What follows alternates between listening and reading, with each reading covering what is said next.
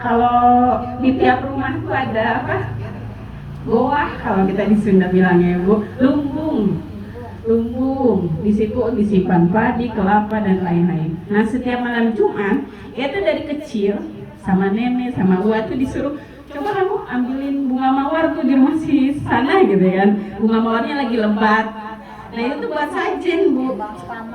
Nanti mawar, ada pisang, ada kopi, ada apa gitu. Tiap malam Jumat itu membuat sajen, nanti ditaruh satu di kamar gua itu ya. Terus di tiap bawah kolong mobil, Bu. Jadi tiap satu mobil satu. Nanti pagi mobilnya tuh dimandiin pakai air itu. Semua itu. Jadi karena saya sudah terbiasa dari kecil seperti itu ya. Jadi sampai SMP saya mengira ya sudah itu memang lumrah sering dilakukan dan tidak apa-apa. Alhamdulillahnya saya masuk pesantren, Bu.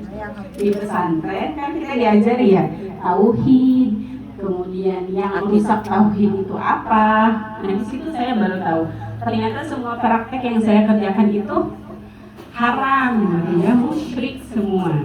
Mungkin itu masih dipengaruhi oleh budaya-budaya Hindu yang masih melekat ya di masyarakat kita. Jadi kesannya seperti budaya leluhur gitu. Padahal sempalan-sempalan ajaran Hindu yang masih dipertahankan.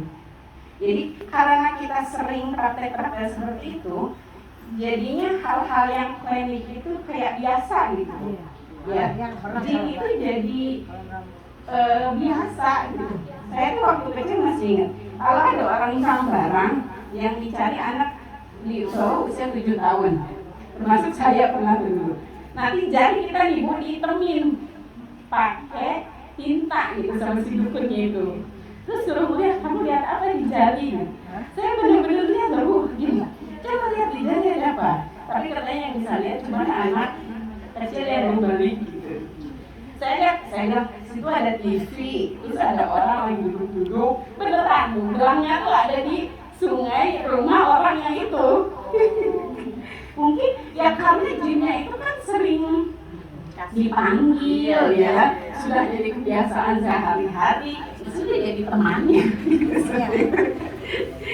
Wah, saya melihat, wah, masya Allah, berarti kemusyrikan kita dulu itu sangat gitu ya.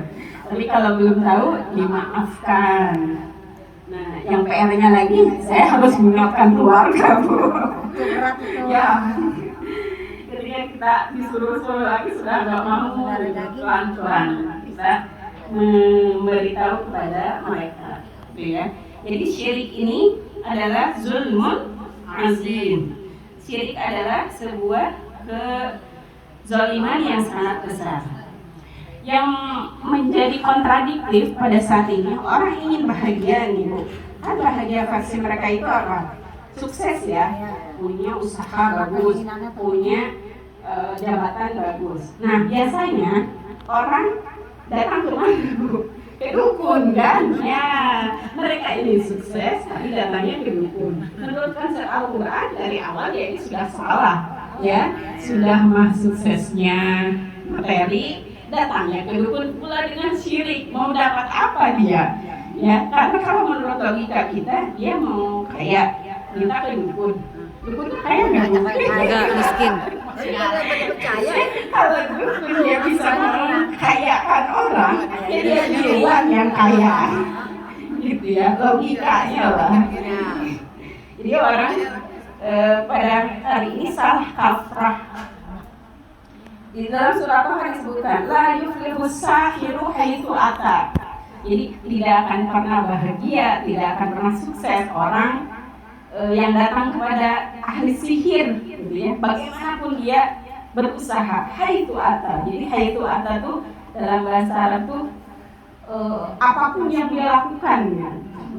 Semua dikerahkan, dia tidak akan pernah bahagia dan tidak akan pernah sukses. Karena kenapa disebutkan secara spesifik, Bu, sahir ini? Karena praktek sihir dan perdukunan itu dari zaman dulu sudah ada, ya kan? Dari zaman Fir'aun, ya kan? Pada para raja-raja terdahulu itu kekuatan mereka itu salah satunya dari bantuan jin. Makanya mereka dengan praktek-praktek sihir ini biasa gitu ya. Makanya kita lihat di kisah Nabi Musa itu kan beradu sihir ya, beradu sihir. Kemudian kisah Nabi Ibrahim ya sama kan, praktek-praktek sihir semua. Kisah Nabi Ibrahim ketika masuk ke kota Mesir dengan istrinya Sarah. Jadi Sarah ini adalah seorang wanita yang terkenal kecantikannya, ya kan? Makanya dicari-cari itu sama raja, ya kan? Raja penasaran, kayak gimana sih? Sehingga pas mau masuk Mesir, akhirnya walaupun sudah sembunyi-sembunyi ketahuan juga kan, dibawalah ke hadapan raja. Dan memang cantik Sarah itu kan. Kemudian ketika raja mendekati Sarah, tiba-tiba rajanya kenapa Bu? Kaku. Ya, kaku itu tangannya. Terus kata Sarah, kalau kamu melepaskanku, kamu pasti akan kembali lagi gitu ya. Nggak percaya nih raja, ini punya kekuatan apa nih perempuan gitu kan. Akhirnya sampai 2 kali itu terjadi. Dan si raja mengira Sarah adalah seorang ahli sihir gitu ya. Dan itu beda, itu adalah atas pertolongan Allah ya. Jadi tidak akan pernah bahagia sukses orang yang mendatangi kesyirikan dan sihir gitu ya Bu. Konsepnya jangan dibalik, mau bahagia datang ke dukun, tidak akan pernah bahagia dunia akhirat. Kemudian tadi kebalikannya ya, yaitu orang-orang zalim. Yang pertama orang zalim kepada Allah. Kedua adalah orang yang zalim kepada orang lain. Ya, orang yang zalim kepada orang lain itu sudah banyak sekali hadisnya, ayatnya ya, tidak boleh zalim kepada orang lain. Karena doa orang yang terzalimi itu makbul. Pernah nggak Bu terzalimi? Didoain nggak Bu? Doain apa tuh orang yang menzalimi kita? Bagus. Oke, jadi ada sebuah ulama Ibnu Taimiyah mengatakan, "Idza ra'aitan nasa adahun nas wa la ya'udu ila nafsihi bila umin wastighfar fa'lam annal musibah hiya musibah." Jadi kata Ibnu Taimiyah, kalau ada orang disakiti nih Bu sama temennya, kemudian dia memanfaatkan doa yang makbul tadi untuk mendoakan kejelekan ke temennya juga, kata Ibnu Taimiyah, dia telah mendapatkan musibah di atas musibah Bu. Ya. Jadi dia telah mendapatkan kebaikan, jadi tidak sama-sama zalim jadinya. Ya, udah dizalimi, dia zalim juga dengan mendoakan keburukan. Karena nafsu manusia kan seperti itu, ya, ingin membalas gitu. Aku punya doa, aku juga doain nih siapa bisnisnya bangkrut gitu, dia doain nih anaknya kenapa gitu ya. Hati-hati Bu, nanti menyesal ya, karena sudah mendoakan keburukan untuk saudara kita. Ketika kita dizalimi, kita punya 3 hak Bu. Ya, diajarkan kita punya 3 hak kita dizalimi oleh orang lain. Yang pertama itu adalah hak menuntut. Memang kita punya hak menuntut karena kita dizalimi, misalkan difitnah gitu ya. Kita punya hak membela. Itu tidak benar gitu ya. Menuntut, dia sudah menzalimi saya, boleh. Yang kedua adalah hak untuk mendoakan tadi. Tapi kata para ulama, hak mendoakan itu yaitu kadang tadi jadi simalakama. Kita mau mendoakan apa? Ya. Nah, hak yang ketiga itu adalah hak yang paling mulia, yaitu hak untuk memaafkan. Ya. Sebenarnya 3-tiganya itu memang hak orang yang dizalimi, tapi yang paling baik adalah ketika dia memaafkan. Gitu ya, Bu.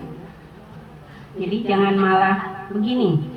Yang salah kaprah itu ketika kita dizalimi orang, kemudian kita telepon teman kita Bu, curhat tuh berjam-jam. Saya nih, masa dia begini-begini? Jadinya apa?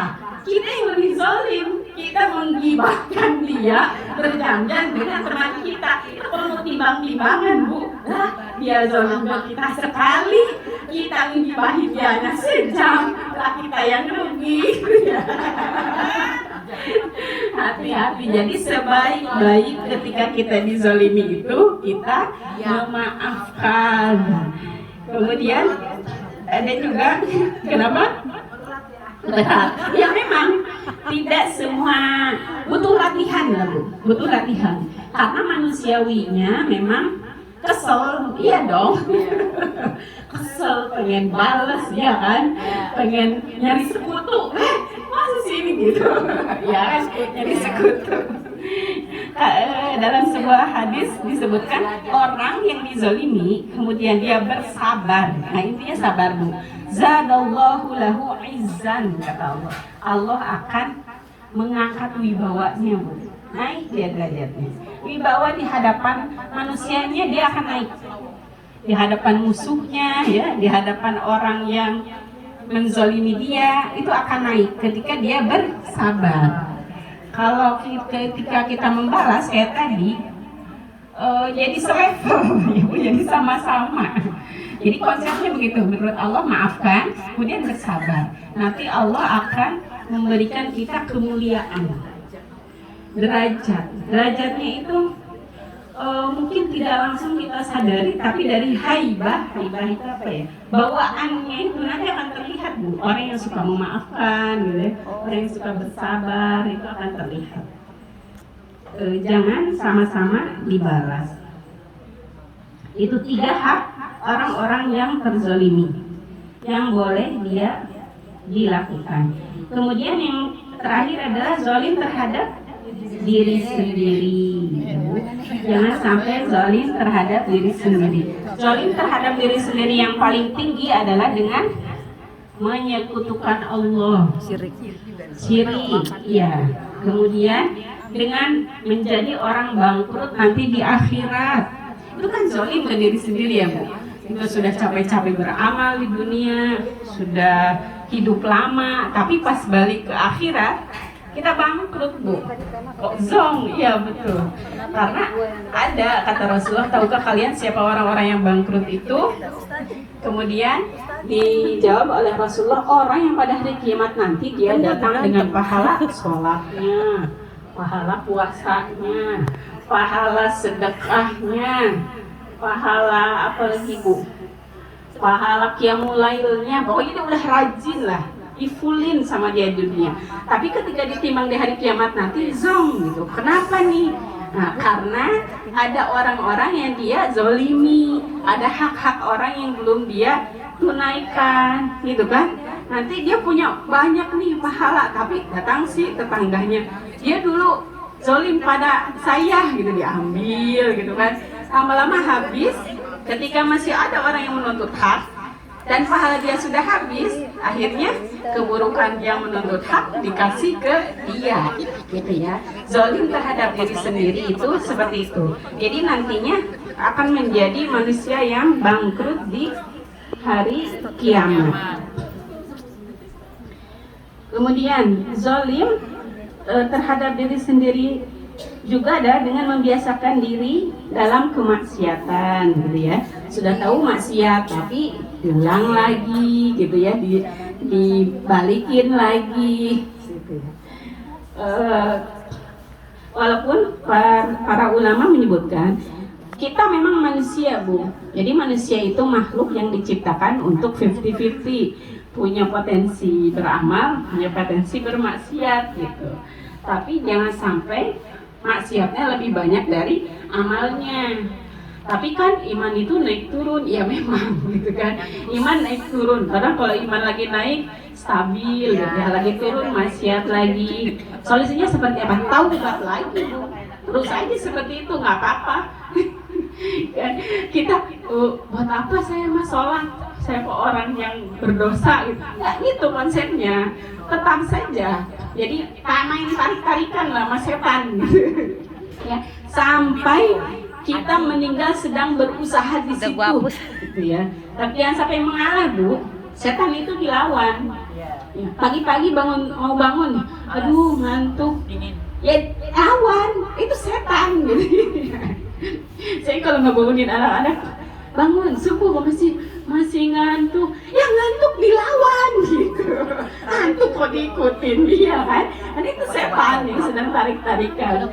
Setan melawan, bangun bukan diikutin ya Bu. Kalau diikutin ya dia ambil kata lagi, tidur lagi. Ini anak-anak kan begitu, dilawan. Kemudian termasuk ke dalam zalim kepada diri sendiri adalah tidak bersedekah kepada diri, Bu. Yang paling berhak kita sedekahi itu adalah diri kita sendiri dulu, keluarga, kemudian baru orang lain. Sedekah kepada diri sendiri seperti apa? Jadi ada sebuah hadis yang mengatakan innallaha yuhibbu ayyara athara ni'matihi 'ala 'abdihi. Allah itu suka melihat kalau nikmatnya kepada hambanya itu kelihatan gitu, Bu. Jadi kita mampu nih, Bu, buat beli baju bagus gitu ya, beli sendal bagus. Ini mas sendal udah 5 tahun dipakai mulu gitu ya, sayang udah copot gitu ya, dia sol lagi ya, hilang beli Bu 30.000 gitu. Daster, robek. Oh ya, daster.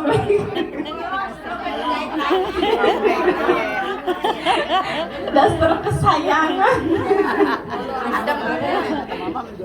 Jadi minimal proper gitu ya, Bu. Jadi kita bisa membedakan lah mana berlebih-lebihan, mana cukup. Proper itu apa ya? Ya cukup ya, pantas dilihat gitu, bersih, pantas dilihat. Jadi tidak menyembunyikan nikmat Allah yang ada pada dirinya. Jadi Allah itu suka kalau nikmatnya kepada hambanya itu kelihatan. Jadi sama Allah udah dikasih uang cukup, udah dikasih gaji gitu. Tapi dia tampilannya kayak gembel gitu. Kenapa aku dipinjemin uang? Gitu ya, Bu. Jadi untuk diri sendiri pun punya hak untuk disedekahi ya. Memiliki pakaian-pakaian yang pantas, yang bagus. Jadi kalau kita melupakan itu namanya zalim kepada diri sendiri. Ya. Badan kita pun jangan dizolimi, kita punya hak kan. Hak badan itu untuk beristirahat di malam hari, untuk tidak diporsir gitu ya, tidak begadang.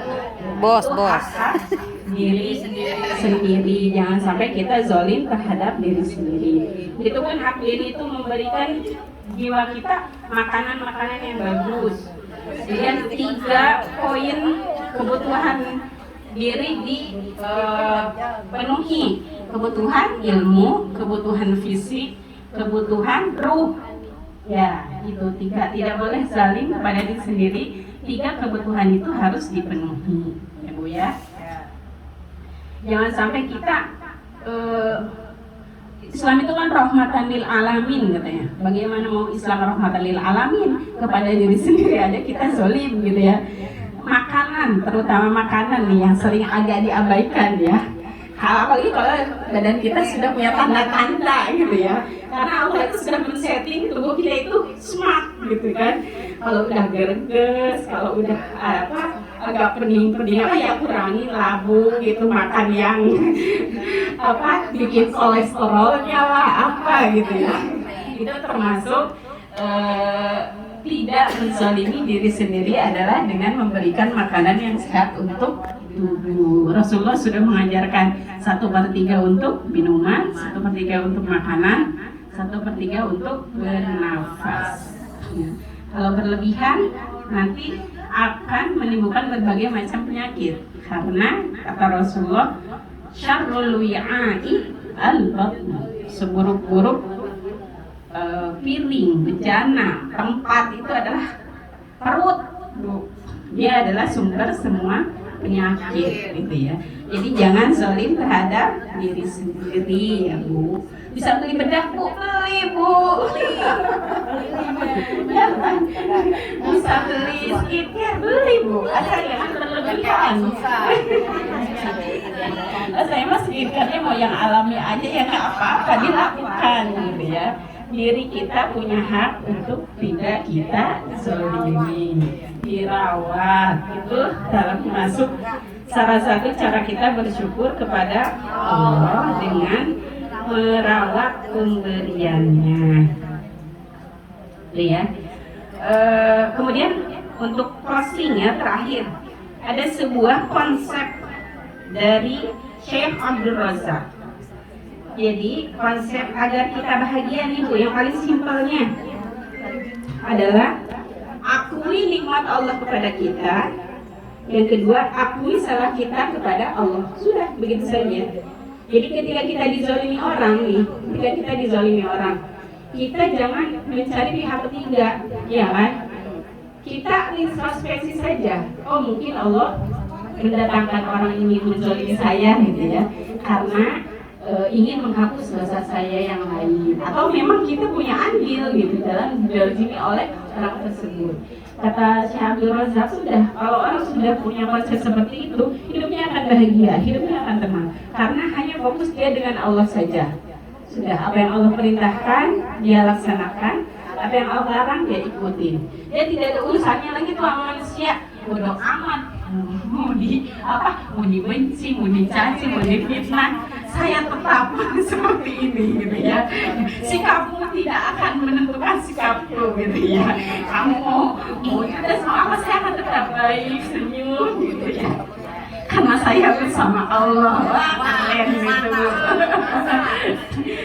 Mau ngapain terserah lu gitu. Tidak berpengaruh kepada sikap saya ya. Itu kalau yang Rasulullah lakukan dulu kan, Rasulullah dibenci oleh Yahudi itu, tapi Rasulullah tetap baik gitu, karena konsepnya seperti itu, tidak ada pihak ketiga, cukup hanya kita dengan Allah saja. Iya. Maka orang yang seperti ini akan bahagia di dunia dan pasti akan di dunia bahagia di akhirat, karena tolak ukurnya adalah Allah. Karena yang paling dekat dengan dia adalah Allah ya. Dizalimi orang ya sudah, ngadunya sama Allah aja, jangan sama besti sambil dengan kita gitu ya. Kalau aku berucap padahal mau curhat.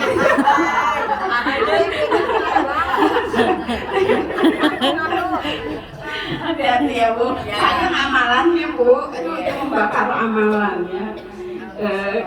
Biarlah kita tenang, jadi dengan manusia pun hablum minannasi jadi bagus, hablum minallahnya juga bagus. Insya Allah dengan begitu kita akan menjadi manusia paling bahagia ya. Karena Rasulullah pun adalah manusia yang paling bahagia ya. Kemudian dalam sebuah hadisnya pernah diriwayatkan, hadis dari At-Tabrani. Jadi Rasulullah itu pernah menyebutkan arba'un minas sa'adah. Jadi ada 4 hal yang menjadi faktor kebahagiaan di dunia. Apa itu Bu? Yang pertama adalah al-mar'ah as-solihah. Jadi ya istri yang soleh. Berarti kalau kita suami yang soleh ya Bu, istri solihah, suami yang soleh. Yang kedua adalah wal maskan al-wasi', rumah yang luas. Itu manusiawi kan Bu, punya istri soleh, punya rumah yang luas. Yang ketiga adalah wal jarus solih, punya tetangga yang soleh juga, punya tetangga yang baik. Wah sudah lengkap itu Bu ya, semuanya lengkap.